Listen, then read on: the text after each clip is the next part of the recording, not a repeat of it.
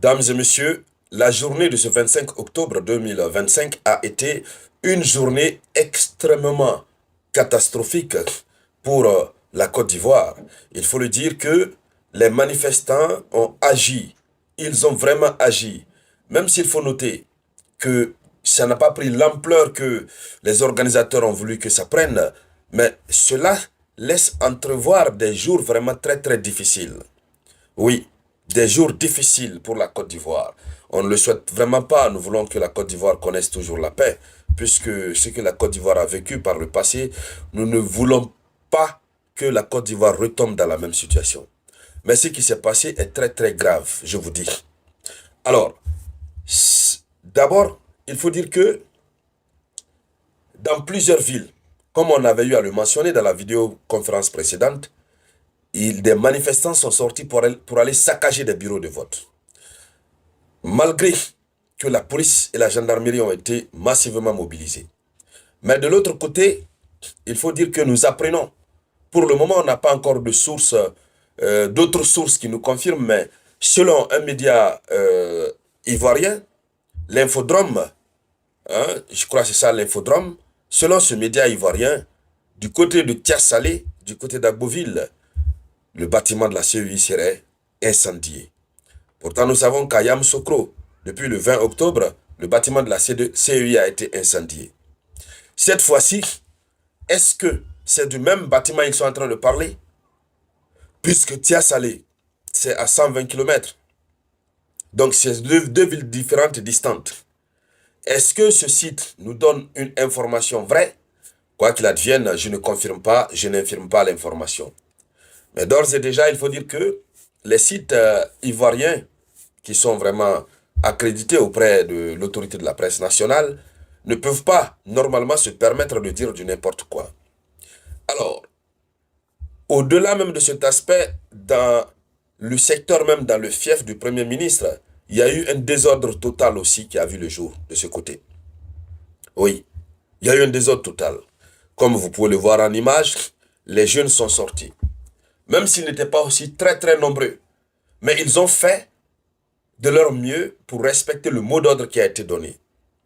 Il faut dire que des cellules de veille sont en train de se préparer pour, évidemment, continuer la contestation, parce que le slogan c'est non au quatrième mandat, et certains commencent à annoncer des slogans selon lesquels c'est maintenant que les vraies choses commencent. Alors, dames et messieurs, dans le cadre de cette conférence géopolitique dédiée à l'actualité mondiale, c'est de cette actualité que nous allons parler. Avant de continuer, acceptez de partager la conférence au maximum pour la sécuriser. Mettez beaucoup de likes et n'oubliez surtout pas, si vous êtes nouveau, veuillez cliquer sur le bouton s'abonner, abonnez-vous. Cela vous permet de ne plus rater l'actualité mondiale. Allons-y donc dans les profondeurs. Allons-y dans les profondeurs. Alors, plusieurs secteurs ont connu un désordre. Même si en termes de pourcentage, le pourcentage est moins, en termes de lieux qui ont été saccagés, il faut dire que la police et la gendarmerie ont joué un très grand rôle. Hein. Voilà. Et à des moments donné, même ça a tiré à balles réelles. C'est pourquoi, pour le moment, on dénombre deux personnes qui sont à l'aéroport éternel. Pour une élection dite paisible, crédible, une élection paisible, il n'y aurait normalement pas eu de cas de mort. Que leur âme repose en paix déjà. Donc, dans la localité de Songon, hein, chez le Premier ministre, dans les secteurs de Gebo 1, Gebo 2, Nonkwango, Bago, les urnes ont été brûlées par ces jeunes que vous voyez là. Les urnes ont été brûlées à la veille. Le lendemain, les populations se sont opposées au remplacement du matériel. Il n'y a pas eu de vote dans sa localité. Ça s'est passé encore comme ça dans d'autres localités où ils ont empêché les gens de voter. Pour revenir sur Tiasalé, Agboville, vous savez que Agboville et Yamoussoukro se sont illustrés ces derniers temps comme étant les pionniers de cette protestation contre le quatrième mandat. À Agboville, il semble, nous apprenons hein, qu'il n'y a pas eu de vote. Alors, dans l'ensemble, les manifestants ont tenté quand même, pas bien que mal, de saccager les bureaux de vote, etc. Il faut rappeler que ces actions qu'ils ont posées, ce sont des actes prévus et punis par la loi, hein, il faut le dire.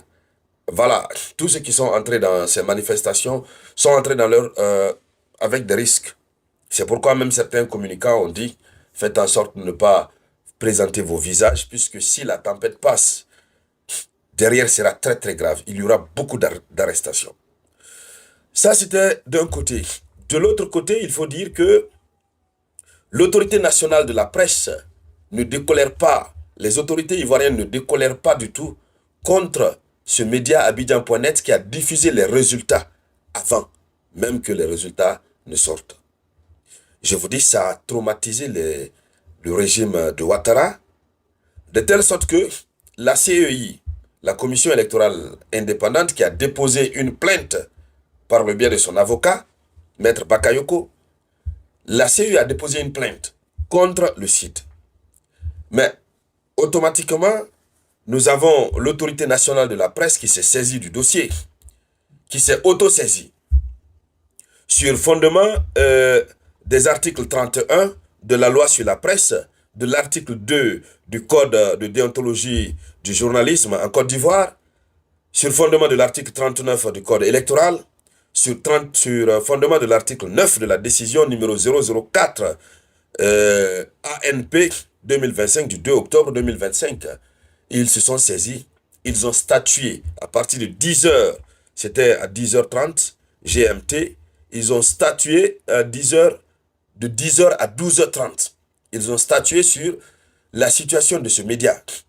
Et après tout, ils sont arrivés à la conclusion selon laquelle cette publication de résultats fictifs, c'est comme ça ils appellent, de résultats fictifs, est manifestement de nature à troubler la sérénité du processus électoral, à porter évidemment atteinte à la crédibilité du scrutin et à la confiance du public dans les institutions, j'allais dire, en charge de l'organisation de l'élection. Et donc, en conséquence, le conseil de l'ANP a décidé de suspendre immédiatement Abidjan.net pour une durée de 26 jours. Donc, vous voyez déjà, ils sont suspendus pour une durée de 26 jours. Vous comprenez alors qu'ils étaient en collaboration. Parce que la sanction est trop mineure par rapport à la gravité de la faute. Une faute commise, selon eux, qui entraîne, qui jette le discrédit sur le processus, qui décrédibilise le processus électoral, une telle faute gravissime qui trouble l'ordre public, comme ils l'ont dit clairement, et on suspend simplement Abidjan.net pour une durée de 26 jours. Voilà. C'est ça la sanction. Je m'attendais quand même qu'on suspende pour 3 mois ou 4 mois, voire même 8 mois, parce que c'est une faute très très grave. On ne va même pas dire que c'est une faute. C'est parce qu'ils sont voilà, ils savent quand même que ça a fuité. Voilà, c'est tout. Et puis voilà, c'était une erreur. Donc il faut chercher à sanctionner pour ne pas que les gens pensent comme ci, comme ça. Et puis en fin de compte, protéger le média. C'est tout. Et donc, mesdames, mesdemoiselles et messieurs, voici pour le moment la une de l'actualité du côté de la Côte d'Ivoire. Nous continuons à suivre l'élection présidentielle en Côte d'Ivoire et puis tout ce qui va en découler, toutes les informations, nous reviendrons en parler ici.